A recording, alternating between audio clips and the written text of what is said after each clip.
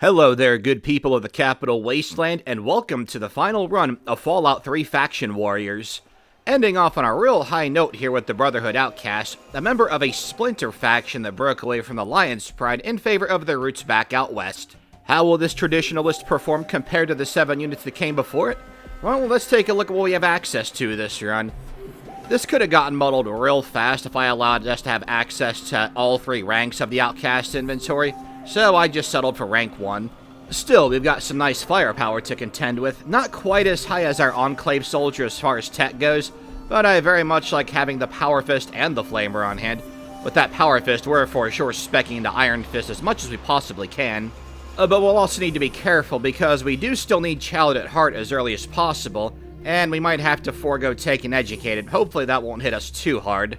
Overall, we got a real decent selection of gear, and if you're wondering, I used a console command to give us power armor training right out of the gate, similar to how we're using these same weapons, as well as the power armor itself.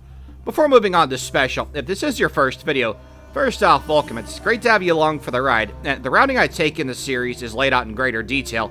The first video being where I try to go as fast as possible as a Chinese remnant. Real fun run. If you enjoy this video, you'll definitely enjoy that one. Now, our special allocation is the same as our previous unit, the Riley Ranger.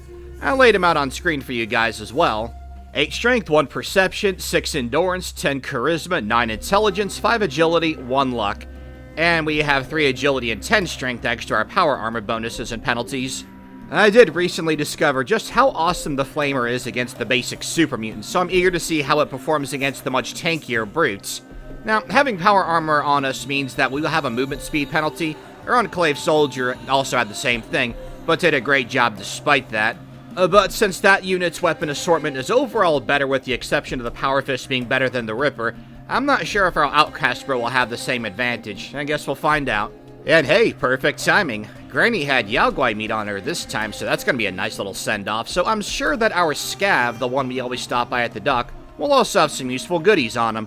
Killing Granny is a fine tactical choice because we can get the stuff back that we sold to her, as well as the bottle cap shared off of us. The refrigerator, courtesy of the fridge key, gives us even more caps as well as her personal stash. And although in this series we are trying to avoid as many battles as we can, if you could call fighting Grandma Sparkle a battle, it is important that we make that stop because we need all the bottle caps we can get to buy stim packs and the like. No credit check in this game to worry about, but because we're going from point A to point B, not doing anything besides the main story, our bottle cap count is usually very low in this series. I also decided to try my luck again with that key you can find from the crashed boat to unlock the 2 footlockers, hoping for a stealth boy. No dice, but hey, maybe we can use those 2 power fists to repair ours should our conditioning get low. Starting off at JMEM as always, coming here first because we have to clear these guys out anyway once we rescue James and bring the science bros here. With the Power Fist, these guys outside are no trouble at all, but once we get inside, we're probably going to make more use of the Flamer and try to get them bunched up if we can. And that one is down. Oh yeah, JMM is going to go by really fast this time around. Another neat little trick that I figured out while doing this run is that it takes 1 lunging strike to stagger the super mutants, the basic ones anyway, because usually cripple their armor, their torso, so they'll stop. Then you can get free hits on them. This one here tries backpedaling because he's a World of Warcraft hunter noob. All said and done here, doing a quick little heal courtesy of our good old Pit-Boy and army of meat we got just by roaming around. Inside the Rotunda, getting in some of that awesome Saitama training. Haven't one-shot any of these guys yet, but you never know. We still have plenty of time to go in this run. Very young. The night is still young. With that brute down, we can go ahead and head on over to the basement of Jefferson Memorial. I'm pretty eager to try out the Flamer, see how it does against the Centaur. I mean, we already know the super mutants go down almost immediately. I decided to switch on over to the Power Fist as it'll do a bit of a faster job. Down it goes, and I think we're good to go here. We'll go ahead and bank the corner head right here and knock this dude out in a couple of shots. And you know what, let's change things up a bit. Let's switch on over to our handy-dandy AR. Well, running into us really helped us take him down. All said and done, we're going to go ahead and cut straight on over to Tranquility Lane. We've got Smith Casey's garage, we've got Lamplight. I promised you there's a reason why I'm cutting straight to this. You'll see why a little bit later in the run. I did fumble at the puzzle a little bit here, but doesn't matter. Still good to go. Back to Jefferson Memorial to fight the Enclave. I'm thinking that against the 2 Enclave goons we always take out, that ranged weaponry is going to be the play here. due to them liking to backpedal and having a bit better movement speed despite the both of us wearing heavy armor. Go figure. And as we ascend to the next floor, we'll see that backpedaling in full swing here. This actually isn't a bad thing, though, because we can still hit him with our 10mm SMG, and he ends up right by the other entrance to the rotunda. Bro actually saved us time. Maybe he's rooting for us to dethrone the Enclave soldier. It must be an Eden sleeper agent. And obviously, Taft Tunnels is no trouble at all. The assault rifle to take out the ghouls from range. As we bank the corner and are in close quarters combat, use the power fist, and now we are about to bypass Murder Pass, courtesy of our 50 science check. I gotta say, we got pretty lucky here, so much so that I didn't bother with the usual fade edit I do, just sped it up quite a bit. We're already good to go. Now, first-time viewers, just know that, again, we need a 50 science check to get to this point. This is way faster than going through Murder Pass.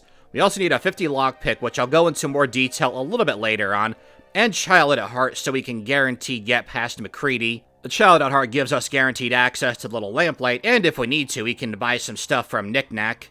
Got a stealth boy too, so no need to backtrack to the final room of Murder Pass, and holy moly, wow, that brute stood no chance. Man, I love this weapon. We'll switch back to the Power Fist, take out that Super Mutant 1v1, and we're already in the next chamber. We're going to engage in a bit of hit-and-run tactics with this Super Mutant brute because he has a sledgehammer. Shame he doesn't have an AR because we could really use that 5.56 ammo. Now that caused quite a bit of commotion, and sneaking in power armor isn't going to help our stealth. Not a big deal because that guy's already down. You know, for being a slow unit, we sure do feel like we're going really darn fast here. We are a straight-up wrecking ball, and I love it. Hey, speaking of ARs, that brute's got one, so we take him down, get the ammo, get us a nice little drink to conserve our healing, and what we're going to do is remove our power armor so that we can use one of our stealth boys. As long as we don't engage in combat while we're under the effects of stealth because we're not using our power armor while stealth, this is alright, and it is in the name of the game here, trying to go fast and avoid battles.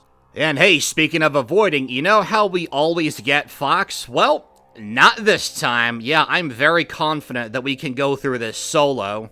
Without Fox to soak some hits for us, we are going to have to be a bit more careful, but I have a fair bit of healing hotkeyed. This is also why I chose to skip over getting Smith Casey's garage, running up north to get Lamplight on our fast travel Pip-Boy map. Now, it's inevitable that we'll be taking damage. We do take a bit here, mostly thanks to the Super Mutant Brute, but we're still pretty darn healthy. I say that, though, because I'd like to use as little healing as possible. We still got plenty of meat on us as well, so if we're going to heal at all, we're going to go through that before going through our stim packs, because no doctor's bags in this game. If one of our limbs gets crippled, which always happens when I go through Liberty Prime, we're going to need those on hand by the dozens. Now, in other runs where we get Fox, we do still get the Gek ourselves here in Fallout 3 Faction Warriors, because it's fast and Fox likes to take his time.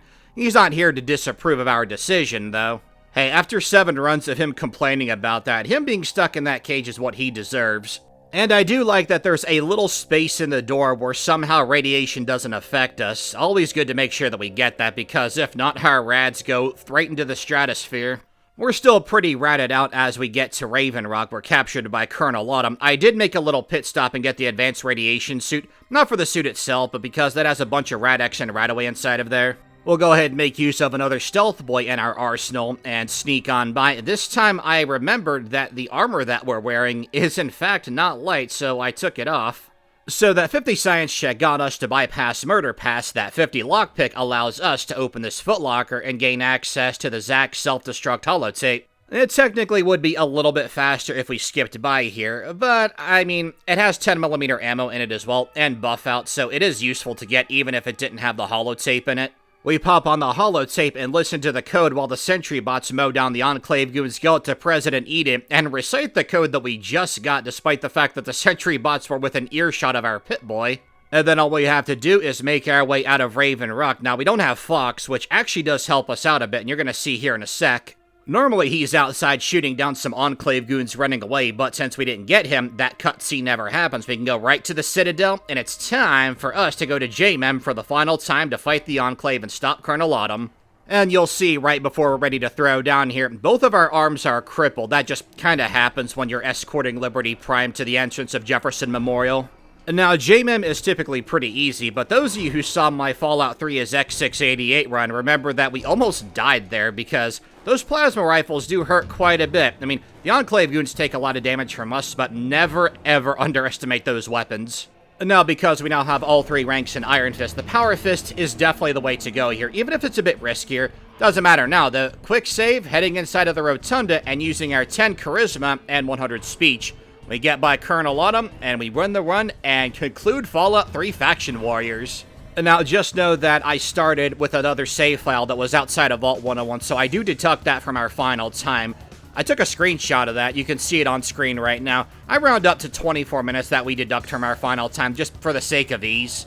And of course, in Fallout 3 Faction Warriors, to go fast, we enter the code ourselves. It's 216. We hear about it the entire game. And just know that I consider these runs to be ended right before we punch in the code, so I'm gonna go ahead and open up the load menu here, check our time after the quick save, deduct 24 minutes from that, punch it in, we're good to go.